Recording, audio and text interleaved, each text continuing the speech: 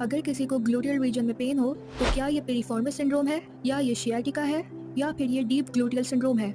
आइए जानते हैं 60 सेकंड्स में। सबसे पहले आपसे रिक्वेस्ट है कि चैनल को सब्सक्राइब करें।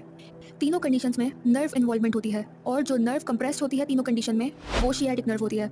सेकंड कॉमन चीज़ तीनों में ये है कि नेचर ऑफ पेन तीनों में शार्प एंड रेडिएटिंग होगा।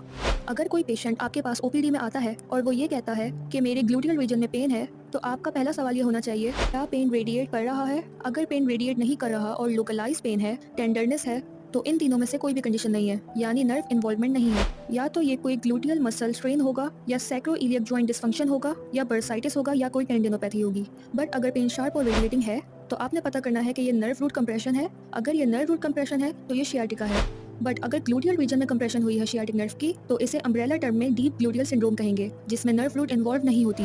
बट डीप ग्लूटियल सिंड्रोम में भी अगर पेरिफॉर्मिस मसल शियाटिक नर्व को कंप्रेस कर दे तो ये पेरिफॉर्मिस